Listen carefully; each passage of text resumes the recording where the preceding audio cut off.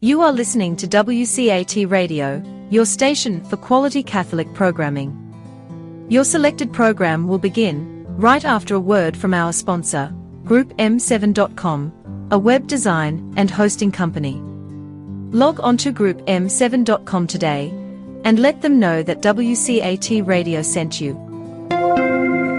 You know, my finest childhood memories was the Saturday morning movies for about 4 bits each. My brother and I could split a Coke and a big box of popcorn and watch movies about Tarzan, Jane, and their Amazon River adventures. Well, maybe that's where Jeff Bezos took his name. His Amazon.com is now the largest online retailer in the world. I'm Michael Malfood with Group M7, the oldest and largest website design firm in East Texas. And here's my point, and as usual, it's a good one. If your website is modern and up-to-date, mobile and search engine friendly, it matters not whether you sell a product or provide information about your goods and services, your sales justifiably will increase just like theirs. The world uses the internet. We can improve your website and your email. Look at our giant portfolio at GroupM7.com. Since 1995, there's only one web and there's only one group, and it's us. It's Group M7. Welcome, Monsignor. Thank you, Teresa. We are in show number 6, volume 2. Volume 2, I've entitled The Lion and the Fourth City. Okay, we've been talking about the Fourth City now. Yes. And I want to start talking about the lion. Okay, so great. Today, it's time to talk about him. Yeah, today we're going to take a look at Peter Richard Kenrick and also his brother, Francis Patrick Kenrick. It's really interesting, fascinating, that 2 Catholic bishops of 2 of America's largest dioceses. Surprisingly, there's not that much written about Francis Patrick and Peter Richard Kenrick. That is interesting. It really is. On a side note, I was just reading something about marriage, not just this past week, and there was a quote from Francis Patrick Kenrick in there, and I'm like, wow, that's pretty neat to see that. Oh, yeah, he was very respected as a theologian. In fact, he wrote a textbook for moral theology that was used in American seminaries. Mm-hmm. There you go. Mm-hmm. Yeah. So we're going to be taking a look at both of them, just to do a little historiography, not just history, but also the history of histories. How do we get what we get? Looking back on all of this, there are at least a few substantive pieces that come as biographies of the 2 men. And unfortunately, probably the best one was written in 1904. This was John Joseph Shea. And I remember doing some research a few years ago on Peter Richard Kenrick's attitude on some items, and I had to go over to the Archdiocesan Archives, and they had a copy of this, original copy, and I very carefully paged through it, and I had to write out notes. I couldn't photocopy it. It was that delicate and all. And then when I had my sabbatical last year, I started looking for books, lots and lots and lots of books, and I found that there is a new printed version of this, and so I got my own copy. And this book is the one you read, that original copy. That's right. Oh, yeah. Wow. So it sits before me, and as you can see, I've dog-eared it and all that. So anyway, we're going to be taking a look then at this book. It is entitled The 2 Kenricks. Most Reverend Francis Patrick, Archbishop of Baltimore. Most Reverend Peter Richard, Archbishop of St. Louis. And the 2 most important dioceses of the time, the archdioceses of the time. It's written by John J. O'Shea. It has a preface. It has an imprimatur. Both the preface and the imprimatur come from the Archbishop of Philadelphia, and that's Patrick John Ryan, who for many years had been the coadjutor to Peter Richard Kenrick. Oh, okay, great. And then later, the successor to Francis Patrick Kenrick in Philadelphia. So he knows them very well. In that introduction, he mentions that he had wanted to write these biographies, but because of the weight of office, it kept him away from the task. And so he praises the efforts of the biographer, John Shea, and then he says the following, and I quote here, who did not know them personally and can judge them without bias. The author himself, in his introduction, thanks Cardinal Gibbons and also thanks Archbishop Kane for their cooperation and for insights into both of these men and for access to the Archdiocesan archives in the various dioceses. He mentions there are several other Secondary sources that are cited, some of them are professors at the St. Charles Seminary, Overbrook, and then also sources in Ireland. So the guy has done his research. The book itself, it is difficult in that it's two biographies set next to each other. Okay. So a reader has to literally read both biographies and then go back and piece them together to see the lives and the interrelationship between Peter Richard and Francis Patrick. The two Kenrick brothers came from a sturdy, devout family. Their father was Thomas Kenrick. The family lived at number 16 Chancery Lane. Francis Patrick is 9 years older than Peter Richard. Both of them worked for Daddy. They worked in his office as scriveners. For those who are not familiar with that term, these are usually it was young women because of fine motor skills, writing abilities. But in this case, young men are also being used for this, and they copy out documents, and they do this with great care. It's very important. So people just scribble, right? Like they do nowadays, but they do it with great care. So they've been replaced by photocopy machines. Yes. They were joined by an Irish poet of the time who also worked in the scrivener's office. His name was James Clarence Mangan. He developed a relationship with Peter Richard. Mangan is considerably older than Peter Richard, and he took him on as sort of an uncle or father figure.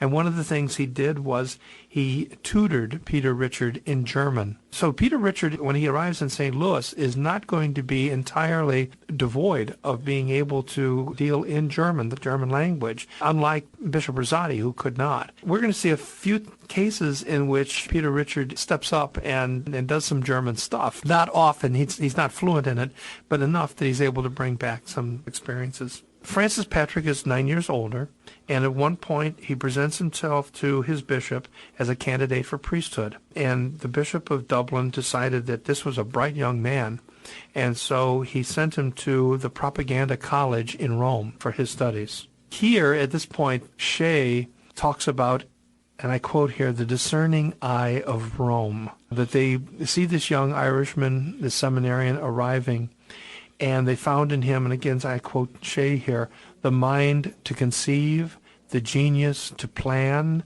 the patience to endure, and the charity to conquer. That's quite a compliment. Yes, it is. Yeah. Francis Patrick excelled in his studies. His grades were very good, especially in Scripture and in the early church fathers. We're going to see that later on when he ends up writing this moral theology book. There is a call for missionaries to come to America, and this is made by Bishop Benedict Flaget, the Sulpician who had become the Bishop of Bardstown. The rector of the Propaganda College had recommended Francis Patrick, who had just now been ordained, recommended to Bishop Flaget that he bring this young Irishman over to America to become a professor of theology in the Bardstown Theological Seminary. So Bishop Flaget is already set up. Bishop Flaget is very interested in that, and so he accepts. So there's an interesting interplay between two very powerful Romans over this appointment. And one of them is the rector of the college. The other is the former rector of the college, who has just been appointed the prefect of Propaganda Fide. Okay, this is Cardinal Lita. And so this is what Shea says about this confrontation the two of them have. When he saw the rector, that is Cardinal Lita, saw the rector for the first time after the appointment was made, he reproached him with some vehemence for sending one so young to a place where not only ripe experience and scholarship were demanded, but great physical endurance as well. The old rector stood up warmly for the fitness of his protege, insisting on his virtues and talents as sufficient for any requirement. Still, the prefect demurred. The extreme youth of the nominee appeared to him a fatal defect. Had he been the prefect at the time, the cardinal said, the appointment never would have been made. The rector fired up on hearing this and blurted out his sentiments unceremoniously. Well then, your eminence, it was the providence of God that prevented your appointment sooner. Oh, yeah. He exclaimed. The cardinal, somewhat indignant, asked him to explain himself. "I mean that if you had been prefect of propaganda sooner," replied the sturdy old rector, "you would have deprived America of an apostle." Ah, nice. So Francis Patrick had some real support. Yes, he did. He arrives in Bardstown. He'll be teaching at that seminary for 9 years and preparing young men for the priesthood in a land that was unfamiliar with and basically pretty hostile to Catholicism. One of the things he realizes when he arrives is that in Kentucky, one line of attack against Catholicism was newspaper articles. A lot of times the newspapers would, they needed stuff to fill up their newspapers with, and so they would ask various ministers to write columns. And so he began finding that in the newspapers around Bardstown, there were articles written especially by Protestant ministers questioning Catholic beliefs. And so he decided he was going to reply to that. There was one fellow in particular who went by a pseudonym, didn't use his real name. He used the name Omega. In actuality, we know now that he's the Reverend Dr. Blackburn of Danville Presbyterian College. Okay. And he would write these articles. And so Kenrick then would respond in letters to the editor back, or he would get the newspapers to allow him to write a column. And in the end, Dr. Blackburn gave up. He got slammed so many times for inaccuracies that he just stopped writing articles.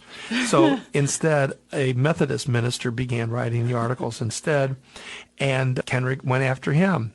And then he gave up, and an Anglican Episcopalian began writing, and then he gave up, and then a Presbyterian started in again, a different Presbyterian, and again Kenrick went right at it. You know, we always talk about Peter Richard as being the lion, but I think it ran in the Kenrick family, both sides.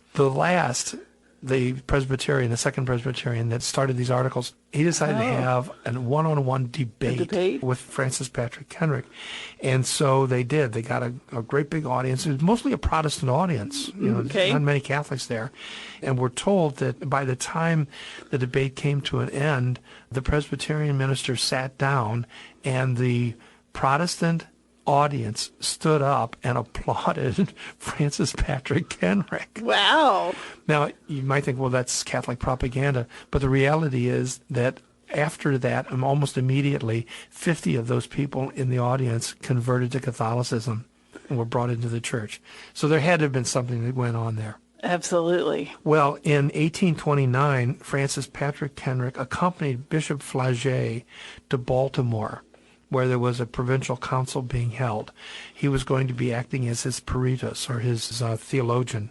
The key topic there was trusteeism, which we've dealt with a little bit before. And it turns out that this is providential because now that Francis Patrick is there in Baltimore with the other bishops, and the other bishops have a chance to get to know this guy and watch some of the works that he's doing. And one of the things, too, about both of the Kenrick brothers is that they are fluent in Latin.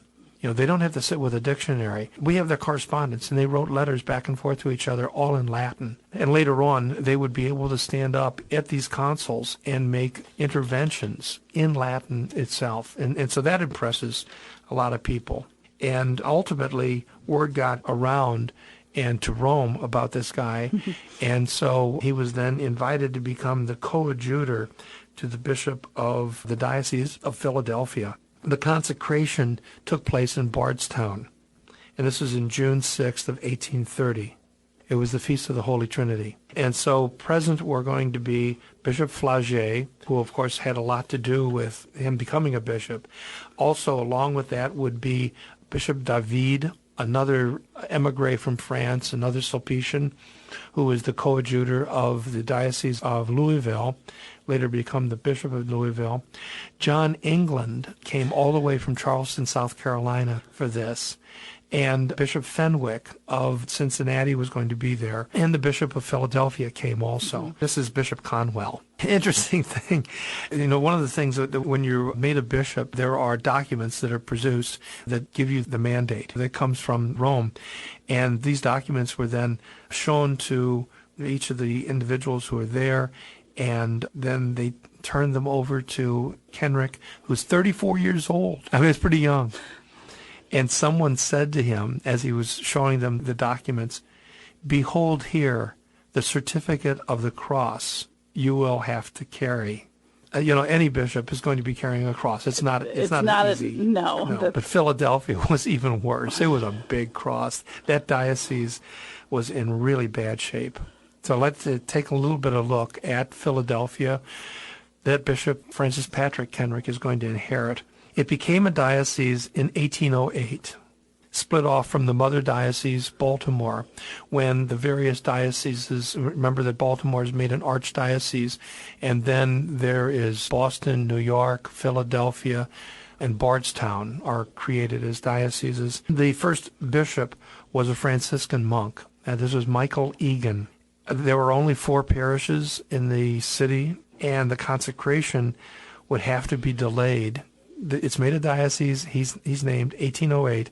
They could not consecrate him until 1810. Wow. Went 2 years. And the reason was because of those 4 parishes. None of the parishes would pay for the consecration. Oh, I thought maybe they couldn't get the people there to do it.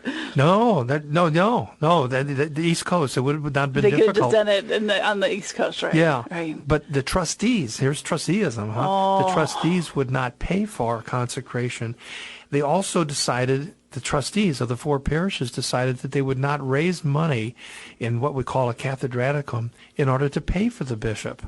One parish, the cathedral parish, eventually agreed to set aside $400 a year for the bishop. That was it. And 2 other parishes eventually came along and agreed that they would pay $200 apiece. So he's going to have to live on $800 a year. That's not good. No. Finally, the consecration takes place, but not in Philadelphia. It has to be done in Baltimore. And it's going to be Archbishop John Carroll who's going to oversee the consecration. So Bishop Egan now goes to Philadelphia, arrives at his cathedral, St. Mary's. He meets with the trustees that had been refusing him.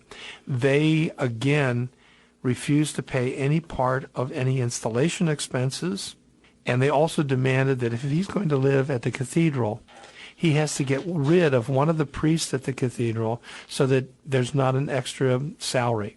Wow. This is Catholic chutzpah. Yes. Yeah. Yes. Well, Bishop Egan went over the trustees' heads, and he appealed directly to the general congregation, the people in the pews, which led to a protest by the trustees. And they even went so far as to appeal to the Pennsylvania legislature to withdraw the charter of St. Mary's and to write a different charter giving them all authority. This actually gets to the state legislature.